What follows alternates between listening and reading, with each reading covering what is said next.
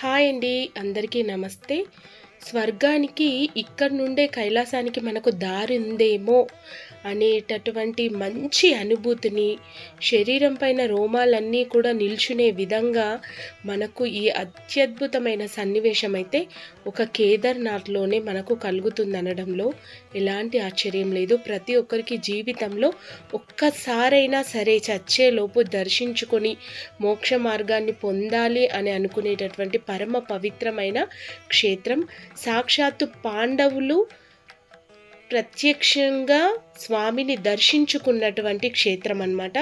So అలాంటి క్షేత్రం గురించి క్లియర్గా నేను ఎదుర్కొన్నటువంటి కష్టాలు, శివయ్య పెట్టినటువంటి పరీక్షలు, మేము ఎలా భయపడ్డాం, ఎక్కడికి అలా ఎలా చేరుకున్నాం అనేది ఈ వీడియోలో షేర్ చేస్తాను. ఖచ్చితంగా ఈ వీడియో మీ అందరికీ మంచి ఇన్ఫర్మేషన్గా యూజ్ అవుతుంది. మీరు వెళ్ళేటప్పుడు కూడా ఈ విషయాలన్నీ కూడా మీరు జాగ్రత్తగా గుర్తుంచుకుంటారనే ఉద్దేశంతో ఈ వీడియో షేర్ చేస్తున్నానండి. ఎక్కడ స్కిప్ చేయకుండా చూడండి. ఇక వీడియో చూస్తున్నారు కదండి, మేము దారిలో ఉన్నాము. గుప్తకాశీ నుంచి సోన్ ప్రయాగ్కి వెళ్ళే రూట్లో గుప్తకాశీ దగ్గర మేము ఆగామన్నమాట నైట్ హోటల్లో. అక్కడ నుండి సోన్ ప్రయాగ్కి మనకి దాదాపుగా 16 కిలోమీటర్లు. ఆ 16 కిలోమీటర్లు చేరుకోవడానికి మాకు 14 గంటలు అయితే పట్టిందండి. అంత ట్రాఫిక్ ఉండింది. ఆ ట్రాఫిక్ మధ్యలో ఆగిపోయినప్పుడు అందరూ చెప్పిన విషయాలు ఏంటి అంటే, ఆక్సిజన్ లెవెల్ అందక మనుషులు అక్కడ చనిపోతున్నారు. డెడ్ బాడీలన్నీ కూడా అంబులెన్స్లో కంటిన్యూగా తీసుకెళ్తున్నాయి. అంటే హెలికాప్టర్లో పైన అందరికీ శ్వాస ఆడక ఎటువంటి ఇబ్బందుల వలన కొండల మధ్యలో మనకు ఆక్సిజన్ లెవెల్స్ చాలా తక్కువగా ఉంటాయని మనందరికీ తెలుసు కదా. సో మా ముందరే అలా డెడ్ బాడీస్ అంబులెన్స్లో వెళ్ళిపోవడం అసలు మేము తట్టుకోలేకపోయాం. అంతేకాకుండా మా దగ్గర అందరూ 7 ఇయర్స్ 6 ఇయర్స్ నుంచి 11, 10, 12, 14 వరకు లాస్ట్ పిల్లలు ఉన్నారు. సో అందరూ అన్నారు ఏంటి అంటే, బచ్చే లోగోంకో లేకే జా రే క్యా, మత్ జాओ మత్ జాओ, బచ్చే లోగోంకో మత్ జాओ ఐసా బోలా. అంటే అక్కడికి చిన్నపిల్లల్ని తీసుకొని వెళ్ళకండి, చాలా కష్టం, ఆక్సిజన్ లెవెల్ తక్కువగా ఉంటాయి, తట్టుకోలేరు అని చెప్తూ ఉంటే చాలా భయం వేసిందండి మాకైతే. అసలు ఎక్కడ ప్రాబ్లం జరిగిందంటే, ఇది చూస్తున్నారు కదండి, ఈ ప్లేస్ కేదార్నాథ్కి వెళ్ళే రూట్లో మనకు చాలా కంజెస్టెడ్గా ప్లేస్ ఉంటుంది. అందులోనూ బండలన్నీ కూడా ఇంత హైట్లో ఉంటాయన్నమాట. మనకు వే అనేది చాలా కఠినతరంగా ఉంటుంది. అంతే ప్లేస్లో మనుషులు వెళ్ళడం, రిటర్న్ రావడం, అదే ప్లేస్లో గుర్రాలు ఎక్కేవాళ్ళు, అలాగే దిగేవాళ్ళు, రిటర్న్లో వచ్చేవాళ్ళు, పల్లకీలు మోసేవాళ్ళు, నలుగురు పల్లకీని పట్టుకొని పిల్లలని అలాగే పిల్ల యొక్క తల్లిని ఇద్దరిని కూడా తీసుకెళ్ళడం. పెద్దవాళ్ళు పిట్టూలు అంటాం కదా, తట్టబుట్టలో పెట్టుకొని పిట్టూలో కూడా మనుషుల్ని తీసుకెళ్ళడం. అసలు ఒక కొండ మనం వైష్ణోదేవి చూస్తే ఎక్కే రూట్ వేరుగా ఉంటుంది, దిగే రూట్ వేరుగా ఉంటుంది. ఇక్కడ మాత్రం అలా లేదు, చాలా చాలా చాలా కఠినంగా ఉంది. సో మేము గుప్తకాశీలో నైట్ స్టే చేసామన్నమాట. మేమంతా అయితే వెజిటేబుల్ మ్యాగీ చేయించుకొని తిన్నాం. మ్యాగీ తప్ప అక్కడ ఏం ఫుడ్ దొరకదు కాబట్టి తిన్న తర్వాత ట్రెక్కింగ్ అయితే స్టార్ట్. హాయ్ అండి, గుడ్ మార్నింగ్. ఈరోజు మార్నింగ్ మేము మండే రోజు ట్రెక్కింగ్ అయితే స్టార్ట్ అయిపోయామన్నమాట. అది హార్సా పల్లకియా తెలీదు. మేమందరం అయితే ఇట్లాంటి ట్రెక్కింగ్ బ్యాగ్స్ అన్నీ కూడా రెడీ చేసేసుకొని ట్రెక్కింగ్ అయితే స్టార్ట్ అయిపోయాం. సో మేము గుప్తకాశీలో నైట్ స్టే చేసామన్నమాట హోటల్లో. ఎందుకంటే ట్రాఫిక్ వల్ల ఒక 3 అవర్స్లో చేరుకోవాల్సింది మాకు డే మొత్తం పట్టింది. అక్కడే పిల్లలం పెద్దలం అందరం సిక్ అయిపోయాం వెహికల్లో. మేము తెచ్చుకున్నటువంటి ఫ్రూట్స్, యాపిల్స్, పిల్లలు తినే స్నాక్స్ మాత్రమే వెహికల్లో ఉండిపోయాయి. వెనుకకు వెళ్ళరాదు, ముందరికి కదలరాదు అన్నట్టుగా మా పొజిషన్ ఉంది. సో ఆ స్నాక్స్ మాత్రమే తిని మేము అక్కడ ఉండి గుప్తకాశీలో నైట్ 12కి రీచ్ అయ్యి అక్కడ పడుకొని ఎర్లీ మార్నింగే మేము చక్కగా వెజిటేబుల్ మ్యాగీ చేసుకొని తిని అక్కడ గుప్తకాశీ నుంచి సోన్ ప్రయాగ్ అయితే స్టార్ట్ అయ్యాం. గుప్తకాశీ టు సోన్ ప్రయాగ్ మనకి 14 కిలోమీటర్లు ఉంటుందండి. అక్కడికి వెళ్ళిన తర్వాత రిజిస్ట్రేషన్ ఫామ్స్ చూపిస్తే మనకు రిజిస్ట్రేషన్ కన్ఫర్మ్ అక్కడ చేసిన తర్వాత వాళ్ళు మనకి గౌరీకుండ్కి పంపిస్తారు. గౌరీకుండ్ నుంచి మనము డైరెక్ట్గా వెహికల్ మాట్లాడుకొని మనము కేదార్నాథ్ ట్రిప్కి అయితే స్టార్ట్ అవ్వాలన్నమాట. సో పిల్లలు పెద్దలు అందరం మేము ఎంతో ఆశగా రెడీ అయ్యాము. కానీ అక్కడ వాళ్ళు అంబులెన్స్ వల్ల ఇబ్బందులై ఎదుర్కొంటున్న వాళ్ళు, చిన్న పిల్లలు పడే ఇబ్బందులు, పెద్దవాళ్ళమే చలికి తట్టుకోలేకపోతున్నాం, -2 డిగ్రీలో ఉంది, పిల్లల్ని తీసుకెళ్ళొద్దు అని చెప్తున్నారు. అంతకు ముందే నైట్ మొత్తం కూడా మాకు వెహికల్లోనే మేము స్టే చేయడం వల్ల మాకు నిద్ర లేదన్నమాట. వెహికల్లోనే మాకు ఫుడ్ లేక, నిద్ర సరిగ్గా లేక పిల్లలందరికీ కూడా ఫీవర్స్ వచ్చేసాయి, స్టమక్ పెయిన్, వామిటింగ్స్ ఇలాంటివన్నీ స్టార్ట్ అయ్యాయి అనమాట. సో అందరికీ మేము యాంటీబయాటిక్లు ఇవన్నీ ముందుగానే తీసుకెళ్ళాం కాబట్టి అవన్నీ పట్టుకొని గుర్రాల పైన మేమైతే పైకి ఎక్కాం. మాకు ఎక్కడానికి కూడా మాకు 6 అవర్స్ అయితే పట్టిందండి.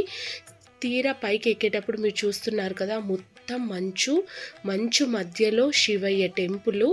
ఫాగ్ ఎలా వచ్చిందంటే ఒకరికి ఇంకొకరం కనబడం. అసలు చాలా చాలా డేంజర్ యాత్ర ఆ గుర్రాల పైన కూడా. ఎందుకంటే గుర్రాలు కూడా మనుషుల్ని తట్టుకొని నడిచేంత పొజిషన్లో లేవు. కానీ ఆ టైంలో మేము నడుచుకుంటూ వెళ్ళాలంటే ఒక డే మొత్తం నడుచుకుంటూ వెళ్ళడానికి సరిపోతుంది. అందులోనూ దిగడానికి ఒక డే, అక్కడ నైట్ స్టే చేయాలి. ఇవన్నీ ఇబ్బందులు. పిల్లలు 22 కిలోమీటర్స్ వరకు నడవలేరు. అందరూ కూడా 14 కిలోమీటర్స్, 16 కిలోమీటర్స్ అని చెప్తున్నారు, కానీ 23 కిలోమీటర్స్ ఉందండి. మళ్ళీ మనం గౌరీకుండ నుంచి ఇక్కడ మనము కేదార్నాథ్కి వెళ్ళే రూట్లో 4 కిలోమీటర్స్ వెహికల్లో వెళ్ళాల్సింది. అక్కడ ట్రాఫిక్ అంతా ఉండడం వల్ల అది కూడా 4 కిలోమీటర్స్ నడవాల్సి వచ్చింది. సో చిన్న పిల్లలైతే అంత దూరం నడవలేరు. మనము కరెక్ట్గా గౌరీకుండ నుంచి ఇక్కడ చేరుకోవాలంటే అది 4 కిలోమీటర్స్, ఇది 27 కిలోమీటర్సు. ఫుడ్ ఉండదు, మ్యాగీ, ఫ్రూట్స్. పోనీ మన వెంట తీసుకెళ్దాము అంటే ఎక్కువ వెయిట్ ఉండద్దు, గుర్రాల పైన కూర్చుంటాం కదా. జస్ట్ వాటర్ బాటిల్, మనకు అవసరం ఉన్న మెడిసిన్, చిన్నపాటి సోపు, బ్రష్ ఇలాంటిది, అలాగే ఒక్క డ్రెస్ మాత్రమే మనం వేసుకోవడానికి తీసుకెళ్ళాలి. ఇక స్వెటర్స్, క్యాప్స్ ఇలాంటివన్నీ కూడా మన పైన ఒంటి పైననే వేసుకొని మనమైతే బయలుదేరాల్సి ఉంటుంది. మస్ట్ అండ్ షుడ్గా గ్లౌజెస్, సాక్స్, ట్రెక్కింగ్ షూస్ మన కాళ్ళకు ఉంటాయి. ఎప్పుడు వర్షం పడుతుందో, ఎప్పుడు ఎండ ఉంటుందో, 1 అవర్కి ఒకసారి క్లైమేట్. మీరు చూస్తున్నారండి ఎంత లైన్ ఉంది అసలు అక్కడ. మనము ఇంత దూరం కష్టపడి 24 కిలోమీటర్స్ పైకెక్కిన తర్వాత కూడా మనం లైన్ స్వామిని దర్శించుకోవాలంటే మనకి 6 అవర్స్ మినిమం, మనకి 6 అవర్స్ 7 అవర్స్ మనకు ఉందండి. ఓపిక ఎక్కడ ఉంటుంది, చిన్నపిల్లలు ఉన్న వాళ్ళకైతే చాలా కష్టం. అందులోనూ పైకి ఎక్కిన తర్వాత చలికి తట్టుకోవడం ఇంకా కష్టం. -2, -3 డిగ్రీల్లో చలి ఉంటుంది. ఈవెన్ వాటర్ తాగుదామన్నా కూడా మనకు పళ్ళన్నీ వణికిపోతాయి. అలాంటి సిచ్యువేషన్లో పిల్లలతో వెళ్తే ఖచ్చితంగా కోల్డ్, ఫీవర్ రాకుండా ఉంటాయా? సో అయినా అంతా శివయ్య పైన భారం వేసి ఓం నమ శివాయ, ఓం నమ శివాయ అనుకుంటూ చివరికి గుర్రాల పైన ప్రాణాలు అరిచేతుల్లో పెట్టుకొని మేము ఆ కఠినమైన యాత్రలు ఎక్కాము. అసలు నేను పూర్తిగా వీడియో తీయలేను. అందరూ మా ఫ్యామిలీ గ్రూప్లో కొంచెం వాళ్ళకు వీలైనప్పుడు వీడియో తీసిందంతా గ్యాదర్ చేసి మీకైతే ఇప్పుడు పోస్ట్ చేస్తున్నాను. ఎందుకంటే గుర్రం పైన నడుస్తూ ఎక్కుతూ మనం వెళ్తూ ఉంటే మనం హ్యాండ్ బ్యాగ్ తీసి దాంట్లోంచి ఫోన్ తీసి ఖచ్చితంగా షూట్ చేసేంత లేదు. గుర్రాన్ని మనం పట్టుకోవాలి, అది అదుపు తప్పుతుంది. అందులోనూ మన దృష్టి అంతా మన పిల్లలు సేఫ్గా వెళ్తున్నారా, వెనుక మన వాళ్ళు ఎలా ఉన్నారు, ముందర మన వాళ్ళు ఎలా ఉన్నారు. పాప కూడా గుర్రం పైన ఎక్కింది కాబట్టి నా కాన్సన్ట్రేషన్ మొత్తం కూడా నా 2 కళ్ళు 2 పిల్లలపైనే ఉన్నాయి. సో అందుకే ఫోన్ తీసి నేను ఎక్కువగా ఎక్కేటప్పుడైతే షూట్ చేయలేదు. పైకి ఎక్కి గుర్రాల పైన స్టాప్ అయిన తర్వాత అప్పుడు కెమెరా తీసి నేనైతే ఇదంతా షూట్ చేశాను. పైకి ఎక్కిన తర్వాత 2 కళ్ళు చాలలేదు, అసలు నోటి పైన తడి అనేది లేదు, అంతలా మేము అలసిపోయామన్నమాట. మార్నింగ్ ఎప్పుడో 4కి లేచి రిజిస్ట్రేషన్ దగ్గర లైన్ పట్టి గౌరీకుండకు వచ్చి ఇక్కడికి వచ్చేసరికి సాయంత్రము మాకు 5 అయిందనమాట. మినిమం 6 అవర్స్ గుర్రాల పైన. గుర్రాల స్టెప్ తీసుకోవద్దనే అనుకున్నాము, పల్లకి అనుకున్నాము, కానీ నడుచుకుంటూ వచ్చే పొజిషన్ అయితే లేదు. అంత రష్‌లో 11 అవర్స్ అంటే చాలా కష్టం కాబట్టి మేమైతే హెల్తీగా ఉన్న గుర్రాలను అయితే తీసుకున్నాం. ఆ భగవంతుడి దయ వల్ల, ఆ శివయ్య దయ వల్ల మేమైతే సేఫ్‌గానే పైకెక్కామనమాట. సో, ఎక్కేసరికి మాకు చీకటయిపోయింది. మీరు చూస్తున్నారు కదా! సాయంత్రం 6 అయిందనమాట. సో, అప్పుడు మా వాళ్ళందరూ కూడా నైట్‌కే దర్శనం చేసుకుందాం. ఎర్లీ మార్నింగ్ అంటే మళ్ళీ చలికి అలిసిపోయి పిల్లలు లేవరు. అయితే మేమేం చేసామంటే అక్కడ టెంట్లుంటాయి కదా! ఆ టెంట్ 1500, 2000 పర్ టెంట్ ఉంటుందండి. ఒక్క టెంట్‌లో 3 మెంబర్స్ అయితే పడుకోవచ్చు. సో, అప్పటికప్పుడు అంటే మా వాళ్ళు బాయ్స్ అందరూ లైన్ పట్టారనమాట. అప్పటి వరకు పిల్లల్ని తీసుకొని మేము కొంచెం అలసటగా ఉంది, అసలు ఓపిక లేదు కాబట్టి పిల్లలకి ఏదైనా మ్యాగీ తినిపించి వాళ్ళకి కొంచెం మెడిసిన్ వేసి ఫీవర్ ఉన్న వాళ్ళకి కొంచెం రెస్ట్ చేపిద్దామని టెంటులు మాట్లాడడానికైతే వెళ్ళాము. అక్కడికి వెళ్ళినా కూడా పిల్లలు చలికి వణికిపోతున్నారు. ఒక పక్క ఫాగ్ అంటే పొగతో మంచంతా నిండిపోయింది, ఒకరికొకరు కనిపించకుండా. అలాగే ఆ టెంటుల కింద మేమంతా వెతికి టెంటులు అయితే సంపాదించుకున్నాం. టెంపుల్కి కొంచెం దూరంలో టెంటులు సంపాదించుకొని మా వాళ్ళు కరెక్ట్గా 5కి లైన్లో నిల్చుంటే మేము 9:30కి మా లైన్ వచ్చింది. అంటే మా టెంపుల్ దగ్గరికి లైన్ అంతా అయిపోయి స్వామి ముందు గర్భగుడి దగ్గరికి వెళ్ళేసరికి మాకు 9:30 అయిందనమాట. ఆలోపు 4 అవర్స్ పిల్లలకి కొంచెం మెడిసిన్ వేసి పడుకోబెట్టాము. ఆ చలిలో వాళ్ళు వణుకుతున్నారు. అసలు ఒక రకంగా మనం పెద్దవాళ్ళం రావాలి అండి, తప్పు లేదు. కానీ మనకు శివయ్య మీద భక్తి ఉంది కాబట్టి మనం రావచ్చు శివయ్య మీద భారం వేసి. కానీ పిల్లలని మాత్రం తీసుకురాకపోవడమే బెస్ట్ 18 ఇయర్స్ మట్టుకని. అదొక్క అనుభవం అయితే జరిగింది. మీరు ఇక్కడ చూస్తుంది సాక్షాత్తు కైలాసం అని చెప్పుకోవాలి.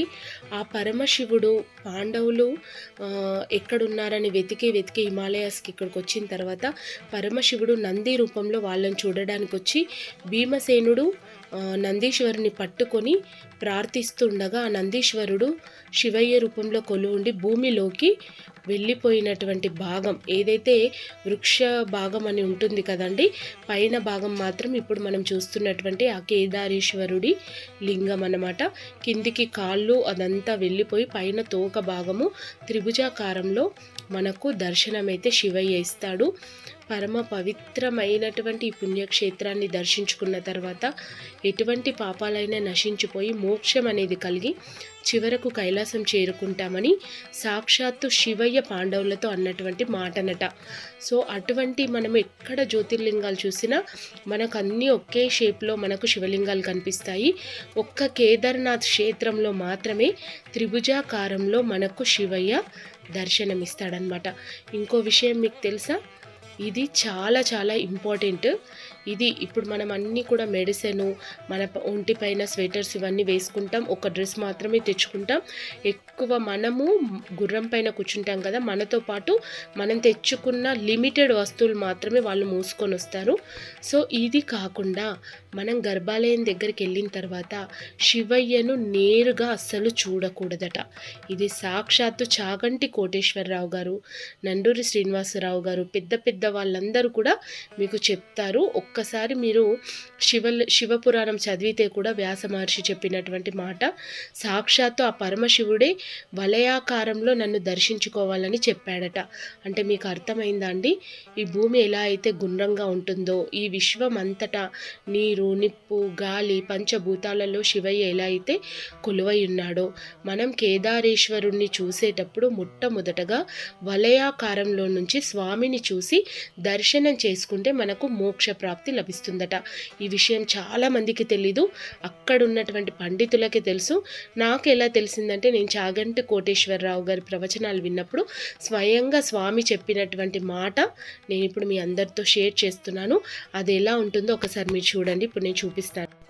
ఇలా గుండ్రంగా ఉండేటటువంటి కడియం అంటాం కదా, రాగిదైనా సరే వెండిదైనా సరే మనం తీసుకెళ్ళి ఆ వలయాకారంలో మన కుడి కన్నును పెట్టి ఫస్ట్గా మొట్టమొదటగా ఆ వలయాకారంలోంచి మనం ఈ విశ్వమంతటా నిండి ఉన్నటువంటి ఆ కేదారేశ్వరుణ్ణి దర్శించుకోవాలట. అలా దర్శించుకొని ఏదైతే కంకణం ఉంటుందో దానిని మనం దేవాలయ ప్రాంగణంలోనే మనం మనస్ఫూర్తిగా స్వామికి మొక్కుకొని అక్కడ వదిలేసి రావాలంట. అంటే అది వెండిదైనా కానీ రాగిదైనా పర్లేదు, కానీ వెండిదైతే చేతికి వేసుకున్నది ధరించి తీసి అక్కడ చూడడం అది కరెక్ట్ కాదు. కాబట్టి మీకు స్తోమత ఉంటే వెండిదైనా లేదంటే రాగిదైనా శ్రేష్టం కాబట్టి తీసుకొని వెళ్ళి, ఇత్తడిది తీసుకెళ్ళొద్దు, రాగిదైనా సరే వెండిదైనా సరే మీరు అలా వలయాకారంలో రౌండ్గా చేయించుకొని వెళ్ళి, మీ కుటుంబ సభ్యులు 3 ఉన్నారా 4 ఉన్నారో, నేనైతే మా ఫ్యామిలీ మెంబర్స్ అందరికీ కూడా 19 మెంబర్స్కి నేను అవి ఇక్కడ మా నిజామాబాద్ నుంచి తీసుకెళ్ళాను. తలా ఒక్కరం పట్టుకొని స్వామిని దాంట్లోంచి మొట్టమొదటగా చూసి మేమైతే దర్శనం చేసుకున్నామండి. అసలు ఆ గుడిలోకి ఎంటర్ కాగానే మనకు వచ్చినటువంటి పాజిటివ్ వైబ్రేషన్ మాటల్లో చెప్పలేము. గుండెల్లో దడ, కళ్ళల్లో మెరుపు, మనసులో ఒక ఆందోళన, సాక్షాత్తు నేను కైలాసానికే వెళ్ళిపోయానా అన్న ఫీలింగ్ అయితే మనకు వస్తుందండి. చాలా మహిమగల క్షేత్రం.